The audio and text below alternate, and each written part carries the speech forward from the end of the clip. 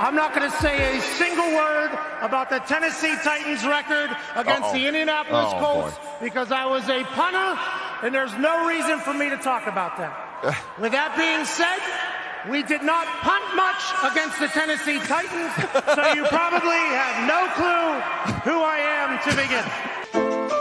Look, I'm unstoppable. Forget your defense, nothing but an obstacle. Run it back, switch it up, call it audible. Serving up them Hail Marys till the game over with the showstopper. So hot, you gotta blow on it. I said I'll huff and I'll puff, then I'll pass to my left while I'm looking to my right. Hit them right in the chest. It be looking like magic, better give me the throne. I ain't talking about Patrick, but I rep my home. I'm never at the end of my zone. I'm bad to the bone, eating up these pig skins like they chicharrones, and you a douche cabron. Mira, mira at the mirror on the wall. I'm the greatest of them all. They gon' put me in the hall. Your name is only written in a bathroom stall. Quit your stalling and make a play. My drive too long, pop the clutch, I don't pump the brakes. I know what it takes to gain the muscle, get rugged. These butterfingers be fumbling, squash the scrimmage and rub it in Robitussin. How I give them concussion, they seeing double, they rushing and pass the shovel, the dirt and rubble, I bury them under it. Stay in your huddle and get 10 yards back, never turn your back. I'ma pull your flag, I go full contact, out punch, out kick like a shotgun. All right, and we are live on a very, I'm not going to say unusual, but, well, okay, we'll say unusual in the way that it's just like we're coming to you on a Saturday rather than a Tuesday. That's fine, okay? Listen, we're here, okay? We hope you're enjoying your Saturday afternoon, hopefully bringing you some good news, some good stuff. I know there's a lot of crazy weather out there. I don't know how you guys are. It's very windy out here in KC, so, I don't know how you guys holding up. It's pretty good here for now. Yeah, we had a tornado warning at like 6 in. Oh, okay. We're fine. Yeah, I had those the last 2 days. So today it's 67 degrees right now. 67? Yes. Yeah, it was 68 here yesterday, so I get it. I get it. But hey, listen, we're actually live. Let's just go ahead and just get to it. Welcome back to the Horseshoe Mob Podcast, where we're coming to you with everything Colts related, and eventually, or we might just go ahead and slander some Titans fans. But like I said, we'll leave them alone for right now. They're going through enough. They have Ryan Tannehill at quarterback. So in the meantime, time to introduce the guys. So first with us, we have with us Josh Sr., everybody. What's good? What's good? Back in the building once more. There you go. All right, just Blaze. All right, and then we have we have with us Austin Cook. What's up? I'm Austin. Yeah. I'm just Chris Jackson, so don't even worry about me, all right? All right. But yeah, man, how's everything going, man? How's been this week with news? Trying to figure out who our quarterback is. How's that going? It's everywhere. There's people have opinions on everything. Absolutely. So with that being, no, go ahead, Josh. Yeah, like Austin said, there's a lot of speculation between this quarterback, that quarterback, this quarterback, free agent quarterback. It's just been a whirlwind right now until April get here and the NFL draft get here. It's gonna be a lot of speculation. We're just gonna be going through the motion right now. Yeah, absolutely. And I mean that's exactly what we're dealing with right now because everything is speculative right now. It's just like it's a lot of smoke screens, teams trying to paint quarterbacks a certain way, just going about how they're going to be picking. I think it's just like they've had something to say, both positive and negative, about all the quarterbacks. And I'm gonna say we've heard positives and negatives with every single prospect that we're dealing with right now. But I'm going to say it's just like with some prospects, it's just like the positives, I'm going to say more so outweigh the negatives. But I mean, you have somebody like Bryce Young who they've been trying to say, okay, well, he has all these red flags, but the biggest red flags is the size. Being what they consider 5'10" and 182 pounds is less than ideal for a quarterback. But he checks off literally all the boxes when it comes to his arm, accuracy, everything else. So I mean, how do you go about and I'm gonna say this kind of leads into the next thing, but what is the strategy for picking a QB? Like, what do we believe is like truly the strategy for picking a QB, and what is Steichen's strategy for picking a QB at this time?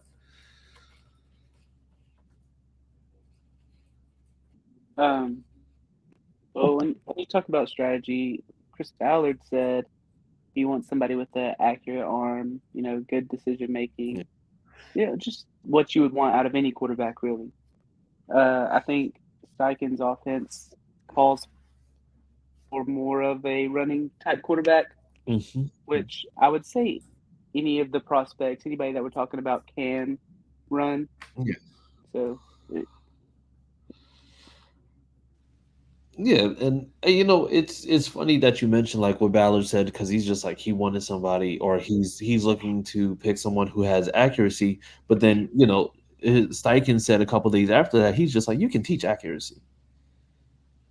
Like you can coach accuracy, because I mean that's a huge thing.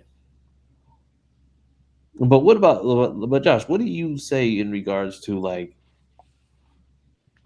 what you believe Steichen's offense is going to need? Because the thing is, are you going to see something like what we saw in Philly, or do you think that he's going to kind of like revamp and then just go like a whole different route with it?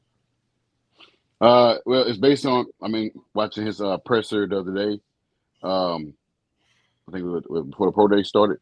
He was speaking on, because they asked him questions as far as does he have to have a running quarterback like he did with Jalen Hurts, and he said he don't have to have that. It's good to have that the tool, have that attribute in a quarterback that can scramble, make plays when they're broken, extend plays for downfield. But it's basically would be regarding the quarterback that we choose. If we get obviously Bryce and Stroud not a really they're scrambling quarterback. They more so of a pocket quarterback. But Anthony Richardson and Levis will run. So it depends on what quarterback that falls to us at 4, or if we move to 3 and get our quarterback. Right now there's a lot of speculations that a lot of mock drafts saying that we can get Anthony Richardson, and we know what he can do with his arm and his legs. Mm-hmm. Or trade. What are you about to say, Austin? I already know exactly. Yeah. What if we trade for Lamar Jackson? And that's different. That I haven't ruled out. And you know what? It's interesting because I think you posted on the Horseshoe Mob page on Twitter. Go follow. It was posted the other day that they said that they want 2 firsts, right?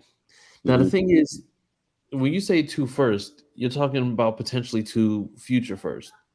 So what if the scenario would be to give up the 2024, 2025 first round picks? Then I'm all game. Do it. Because the thing is, I'm going to say that in that case, like being able to go ahead and still be able to draft in this one and then also get that quarterback, I think that puts you light years ahead rather than having like the first this year, first next year, which, like I said, yeah, you get Lamar, but at the same time, it's just like if you hold on to this year's first, you get Lamar and potentially get a Willie Anderson that will severely bolster your defense, or be able to go after, like I said, a cornerback of your choosing, or go after, basically at that point, you get best player available. But at the same time, it's just like you're also going to be getting a lot of different options that you wouldn't normally have. But here, and then we do have a detractor who says not going to happen. So the reason why I want to say that this is a possibility is because of the fact that, I think the Ravens understand that you're going to have to pay him a lot. But I think for me personally, it's like you don't necessarily have to do. I think it's the same thing that we saw with AJ Brown last year, right? Like Hmm. we saw that AJ Brown was saying that he should get X amount and that he should get, X amount of years. He did end up taking a deal that was close to that, but the thing is, those numbers were inflated by the fact that he was only going to be getting X amount. The rest were incentives. Now, of course, he helped that offense drastically, so I'm guessing it probably hit on all those incentives. But I don't think it's ever a bad thing to go ahead and just see what's out there. I mean, Ursay said that they don't do fully guaranteed contracts, but Lamar also said that he's not looking for a fully guaranteed contract. So, I mean, there you have to weigh your options a little bit. But I I know what you said, Austin, about how you feel about Lamar Jackson, but it's just like how we feel about getting Lamar Jackson. Let's just say if it did come down to giving up a first round pick this year, first round pick next year. I'd definitely be excited. It would definitely make our offense better, like immediately.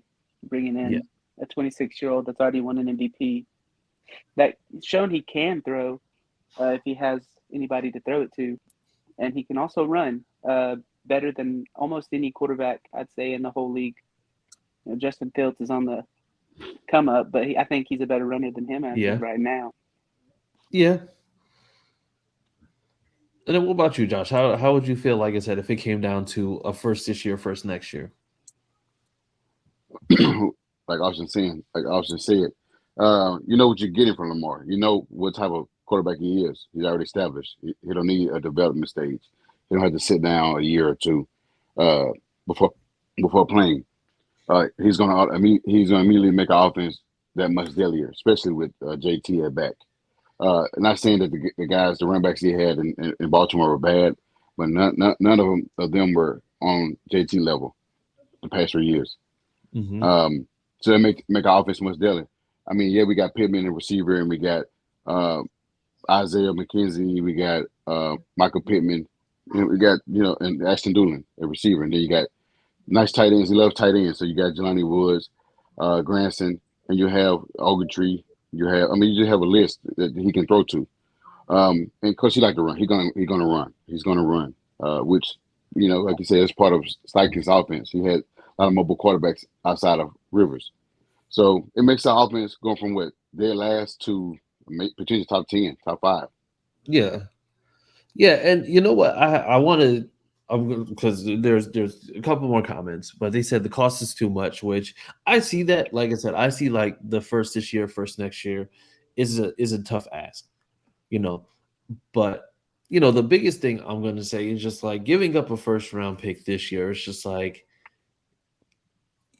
you either know that you're going to have a franchise guy who's a proven commodity, Mm-hmm. or you're going to have a guy that you're just going to have to draft and then hope that you'll be able to go ahead and just develop them properly and do what you need to do.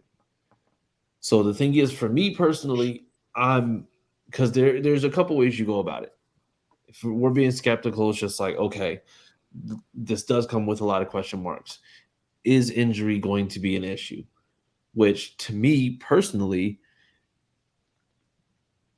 I don't foresee things breaking down the way that we saw them break down this past season, where you see that, the O-line wasn't nearly as good as they've been previously. But at the same time, it's just like that would be cause for concern because you want him to come in and just play behind a pretty decent O-line.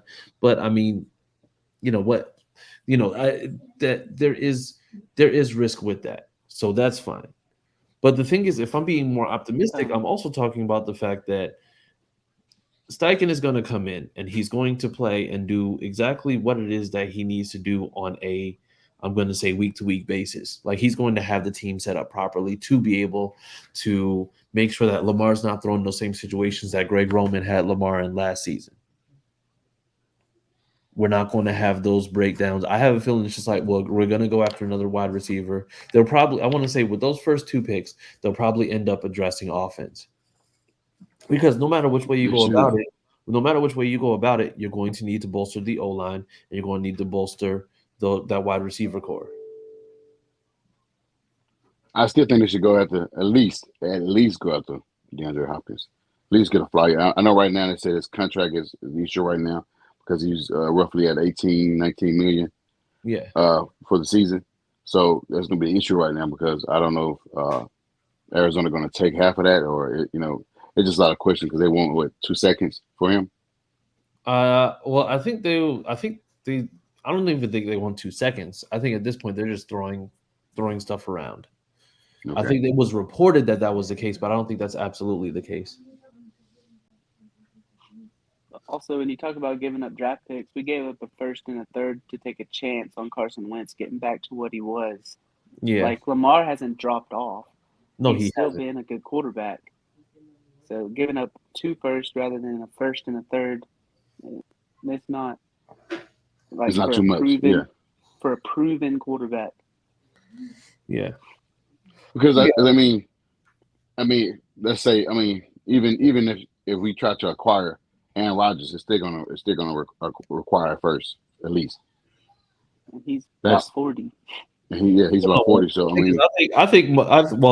I think Rodgers is probably gonna go for less, but that's just because of the fact that that you're getting a 2-year rental.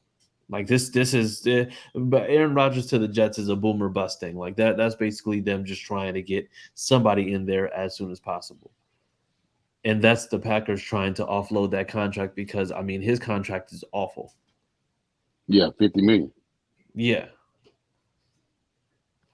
So, but what? But then I want to address his comment, and then, like I said, we'll just go ahead and just move on. But it says, "What's up, fellas? Teach accuracy, LOL." Well, he said that's hard to do if someone just doesn't have it, or if someone just doesn't have it, they don't have it. If we're taking Anthony Richardson, definitely risky in that area. So the one thing that I want to be cognizant of is the fact that I don't think there's any quarterbacks in the league right now that you consider top quarterbacks that are absolutely just like that were, just absolutely proven prospects coming out of college. And if we're looking at that, it's just like you might have a case with Burrow, but who's the top quarterback in the league right now? Top quarterback, Mahomes. And Mahomes, by all accounts, didn't have the most stellar college career. But the thing is, once again, if we're talking about Richardson, we're talking about the fact that he could potentially go. And I'm going to say, if you're putting him in situations where you're not having to air the ball out 40 yards on every single play, but rather you're going through a lot of progressions, there's no possible way that you could have an issue with Anthony Richardson if he's in the right system. Now, remember, Jalen Hurts last year was absolutely phenomenal. And Hurts always, to me, it's just like it's not just the stats that you're looking at. It's not just like the regular stuff. It's more so about like the intangibles, like the intelligence behind it. I think athletically, Anthony Richardson is fantastic. Are there some things that can be changed? Are there some things that can be taught? Absolutely. But once again, I think we're looking for a quarterback to go out there day one and just be phenomenal. And I think that's a terrible, lofty expectation, especially when the only quarterbacks that have been able to do that are those true generational talents like Andrew Luck and like Peyton Manning. And I don't want to hold anybody to that standard because that's an extremely unfair standard. Yeah, and to talk on teaching accuracy, something that I watched, Joe Milton, he started not this past year, but the year before, the first 2 games, his accuracy was not good. He overthrew everybody pretty much. And then he got hurt and Hendon Hooker came in. And then at the end of last year, when Hendon Hooker got hurt and Joe Milton came in, you could tell a complete change. Like, it got me excited for this coming year when he's going to be the starter all year. Yeah. So I think you can teach accuracy. Yeah. It's just if the player's willing to learn. Exactly. I mean, it's the same thing with Jalen Hurts. His first two seasons with Philly didn't go too well. I mean, yeah, he made the playoffs the second year with Serini, and then we know what happened this past season. So we say accuracy can be done, He's a proven commodity, proven quarterback. We see that. I mean, Cam Newton was bad at accuracy coming out of Auburn, but he won the national championship and he was picked number one overall. Mm-hmm. You think Carolina had a problem with that? I guess what they did. They went to the Super Bowl. Yeah, he lost, but we say that over and over and over, but we still have past quarterback history that had issues with accuracy, and they still was drafted at a high level. We can say RG3. I can keep going. We can keep going and going and going, and lists get longer and longer. Those quarterbacks. RG3, his problem was more health, not quarterback play. So, yeah. I can keep going, but that's for another topic, another day. Yeah. It won't be like immediate success, like you said. Like it's going to take time with any rookie quarterback we get this year. So. Yeah, and let's be honest, 4-12-1 was the ceiling for last year. Imagine going into this year knowing that you'll be able to go in there and go. Let's just say you go 9-8. Has that not been a complete turnaround if you do have a rookie under center? Hell yeah. From 4-12, 9-8, like is possibly making the playoffs in the South. And the thing is, for any fans that are watching, nobody that we get, except for possibly outside of Lamar, is going to turn us from 4-12-1 to 13-4. Like, let's just get that out the way now. Like, I understand that we have expectations because we've been this team that was great for years and years and years. But the thing is, we also have to temper our expectations. We may not come out the box just firing on all cylinders. There's still probably going to be some hiccups and growing pains because of the fact that this is, while we did retain a lot of players, this is going to be a fairly new team. So, I think we're going 17-0.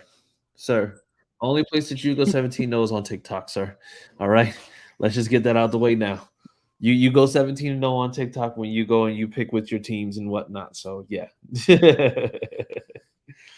but yeah, and then he said you have to cut about 3 good players. That's why, and you might not get them back if the Ravens match it.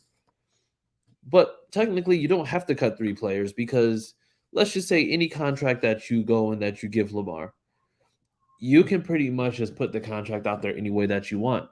You can go ahead and have it set up so that you can set him up with a 6-year, $220 million contract and only be paying him $20 million for the first year and then pay him $40 every year after that. The thing is, there's different ways to go ahead and work the money. Lamar's already said that he's not looking for a fully guaranteed contract. He said that he's not looking for certain things. Like I said, the only thing that he's looking for is just more in terms of that guaranteed money. And the reason why he's looking for more guaranteed money from the Ravens is probably because of the fact that he knew that they were telling him that he had to do more with less. He's had to do more with less in every single season. Nobody want come there. There's no wide receiver that Lamar Jackson has ever had that you would go and put in the top 10, albeit the top 20 wide receivers any year that year. And mind you, this is what Rashad Bateman, Hollywood Brown, Devin Duvernay. These guys are going to be second and third options on any and damn near every team, except for maybe the Patriots, but we all know how that goes. Yeah, the only target that they gave him is Mark Andrews. Exactly. And the thing is, you know that if you take away Mark Andrews, then he's going to have to run. And this is in Greg Roman's one-dimensional, very predictable offense. So let's not, like I said, I'm not going to continue to go and say that, oh, well, Lamar is just doing this, that, and the other. You put Lamar on damn near every other team, I guarantee you, yeah, he's going to go ahead and make something shake. Because everybody that he was drafted with immediately got wide receiver help. Okay. I want to address the first part of it. What's the issue with, cutting or trading 3 good players? I mean, if you're going to get an immediate quarterback play to get us to jumpstart a slight rebuild, why not get rid of those guys? I mean, I'm not advocating for it, but I mean, if you're going to get a quarterback, which quarterback has been an issue for the past 6 years, and you get a quarterback that's, that rarely come available, why not? Why not get rid of, Kenny Moore, or get rid of, another piece that, potentially we can have to replace. Why not? If you're going to get a quarterback that's already Polish or polished. Yeah. And, the thing is, I don't think that it would ever come down to us having to cut players or anything along those lines, because if you're going into this, you know exactly how you're going to pay, and you know exactly how you're going to be dealing with that. Now, the thing is, are there certain players that then would possibly not be able to be re-signed later on down the line? Possibly. But I mean, once again, that all depends on exactly what the timeline is, or exactly what the thought process is. Because the thing is, it's just like, if you go after Lamar, then you know that with this team, you have a real chance to be able to do some damage. And honestly, it's just like, the AFC South is probably the most wide open that it's ever been. I don't see, like, the Texans, to me, haven't gotten any better. The Titans have actually gotten worse. And I mean, the Jags kind of are just still right where they're at. But 9-8 won the division, which means that if 9-8 if 9-8 is what the goal is right now, then you're saying that 9-8 is where you want to be so that you could potentially win the division. So I mean, for me, it's like I don't see Lamar being a bad decision. I just think it's just long term. It's just like, if you know for a fact that you'll be able to get that out of you, if you know that you'll be able to get that out of a player who's already established and already accomplished, and you'll be able to game plan around him so that you know exactly like how to do certain things, then that's fine. Because I think we're also overlooking the fact that we also have a run game, to which the Ravens, ever since Mark Ingram left, have not. It's been J.K. Dobbins, Justice Hill, and Gus Edwards, and none of those guys are, setting the world ablaze. So let's just get that out the way now. You got a good point. But, and then, like I said, just was going to cover this, and like I said, we decided to make it a pretty quick episode. But what were the impressions on the pro days that we've seen recently?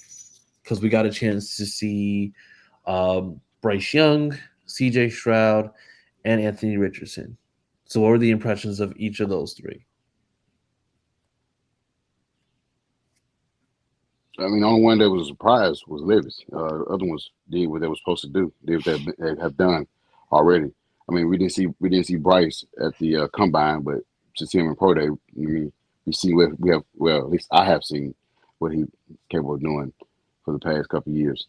So Levis was the only surprise, because we've always said that he was the least favorite of the quarterbacks, but he had a good pro day at Kentucky, which like I said, at this point now, I'm okay with getting either. I mean, I prefer. At first, we had Stroud or whatever, but if he's already gone, I'm still with Anthony Richardson, but I'll be okay with Levis as well. Yeah. So then let me ask you this, because I know that you said, like, after seeing his pro day, it looked pretty good. Now you don't mind, but the thing is, do you now rank him over the other guys that you had there? No. Okay. All right, just checking. I'm just checking. I'm just checking for me. But yeah. What about you, Austin? I mean, they all did what they're supposed to do, making throws with no pads and no defenders. We all knew that they could make those. Exactly. So, I'm still the same as I was before. It really didn't make a difference to me. I think Anthony Richardson has a cannon. Will Levis has a strong arm. I think it will be between those two. I hope maybe somehow the Panthers take Anthony Richardson, Texans take Bryce Young, and we get CJ Stroud. That's the dream. That's the perfect world. Happens. That's the perfect world. That's a perfect scenario. That's a perfect scenario. So, you know what? I'm very much like I said. I'm very much so. Like I said, I've seen the guys. I know that they can make the plays. For me, I don't know what it is, but it's just like something is intriguing about Anthony Richardson, because watching his pro day is just like he looked like he was like already like pretty comfortable. But then also it came down to, it's just like he looks like he has that confidence where he'll be able to play, and he's going to be able to play at a high level and not get like caught up in the moment. Of course, once again, they're just playing in plain clothes. They're not playing with pads. They're not playing with a monstrous D line breathing down their neck. But there's something about it that just makes it like I don't know. It's just like I like Richardson. Like I said, I wouldn't mind having Stroud Young or Richardson.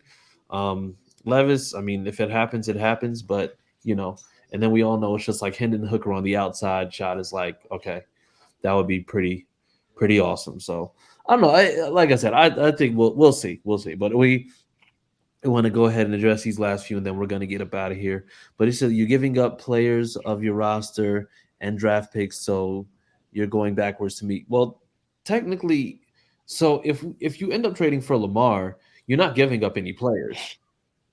Only thing that you're giving up is the draft picks, and that's only because of the non-exclusive tag. The non-exclusive tag just means that you're going to have to give up a certain amount in order to get them, because that's what the Ravens have to match. So we don't have to give up any players for Lamar, because right now the Baltimore Ravens have only a couple of options. They can either they can see if Lamar gets a offer, match that offer, or if Lamar doesn't get an offer and they don't get a deal done by week 10, Lamar just becomes a free agent. Yeah. No need for nothing. Which would be bad for my dynasty team.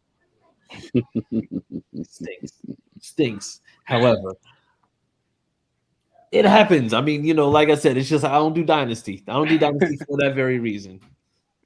Go ahead.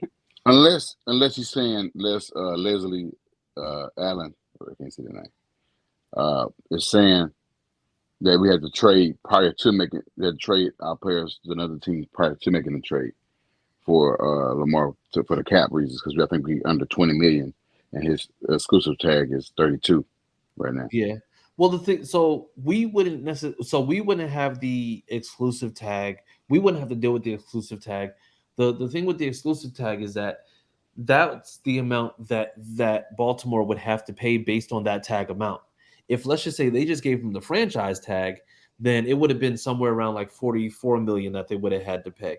But then, you can pretty much do whatever you want within that. And there's no, I don't think there's any type of compensation that would be necessary in order to have Lamar. But in this case, since it is non-exclusive tag just means that you're going to need to pay 2 first-round picks in order to get Lamar, because that's the standard. It didn't say when, didn't say, what kind of first-round picks. It just says just first-round picks. Now, in terms of players, I think that you can add in players to kind of sweeten the pot, but you don't necessarily have to. So what you're saying is, if he's traded to the team, that tag is removed, and they can just go ahead and do a deal. That tag. So the thing is, the franchise tag is something that's paid by that team, because once again, that's their franchise tag. So the thing is, being that they trade according to that tag, we would have to get a deal done immediately. So it would have to be a deal that would have to be done like, basically, it's just like once they've agreed on compensation, then once Baltimore says, okay, we'll trade him over to you, then at that point, that's when the contract goes into effect. It's kind of like what happened with Buckner the year that we traded for him. I don't think they didn't do the non-exclusive tag, but we basically gave him the contract as soon as he was traded here, because that was part of the deal for us to be able to get him. To trade the 13 overall pick for him, and then negotiating a new contract. I got you. Yeah. So Yeah, and then like I said, well, and then he said no, no Levis get the best DN. Then I'm with that as long as Hendon Hooker is the next one that's available because you have to we have to go with that. And then it said it's not giving up; it's the Colts cutting players to fit the cap. Uh I think the only person we would cut is Mo Alley Cox.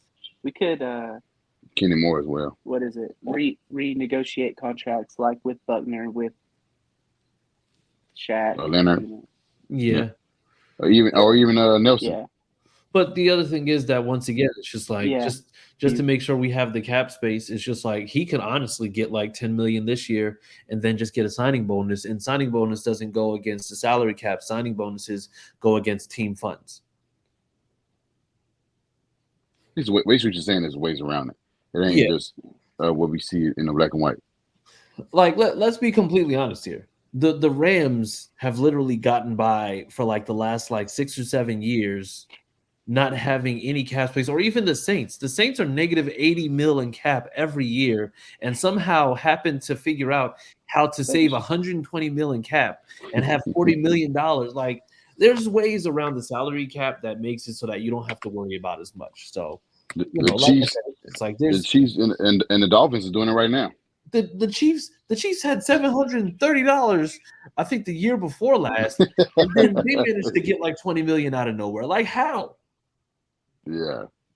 Like, no, absolutely no. Listen, there's ways around the cap, and honestly, it's just gonna be teams just finding out how to do it. So, I mean, as of right now, like I said, we'll see what happens, but I think that's all we have for today. Like I said, we'll be back on Tuesday. We're gonna do something a little one bit, more thing. huh?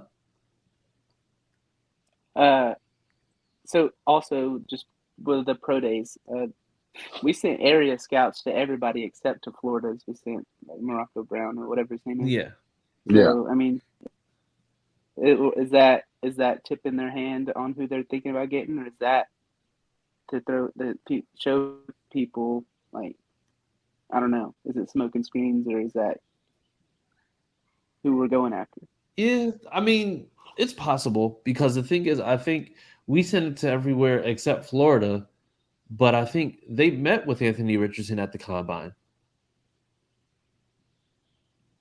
No, we sent Morocco Brown. Like we sent a bigger name to go watch. Oh yeah, okay. At his pro day. Oh, I see what you're saying. Yeah, I see what you're saying. So yeah, it could be.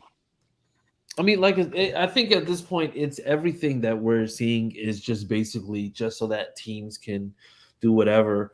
I saw a report yesterday that teams aren't that high on Levis because he's deathly afraid of milk. It's just like it's stuff like that you just know for a fact. Like that's got to be the dumbest thing that we've ever seen. And here we are once again having to deal with like the same thing over and over again. Like, no, we're not doing this. We're not doing this.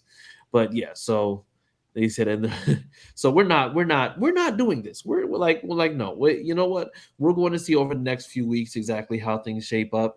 I think if the Colts move up to 3, then they're definitely going to be drafting a quarterback. But I mean, honestly, if you get into the top 3 territory, I think you're safe. If we stay at 4, Will Levis. That's just it. However, I also don't see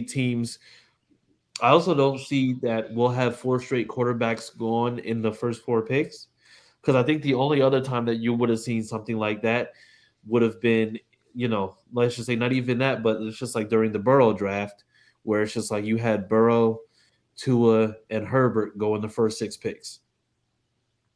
But I just don't see this quarterback draft being that substantial to go and just go 4 for 4 on quarterbacks in the first 4 picks.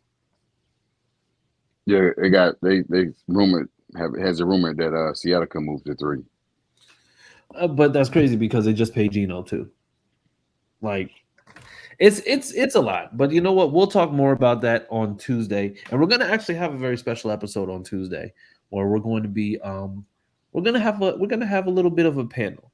So, Colts fans, if you're looking to be on, go ahead, tap in, comment. Basically hit us up because we like to go ahead and have you on there.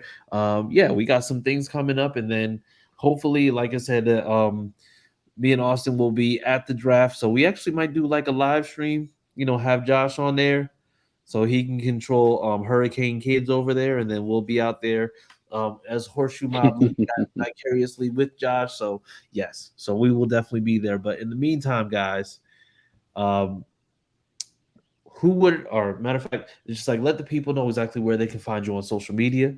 Starting with you, Austin. Yeah, you can find me on Twitter at CookieAustin2. All right. What about you, Josh? You can find me at State Your Claim Levis at number 4. Okay, we're just going to remove. I am Josiah on Twitter. All right, and you can find me at CJ Colts fan. And by the way, I am going to say this, and I'm going to say that I mean this from the bottom of my heart. But just remember that Sam loves Jalen Ramsey.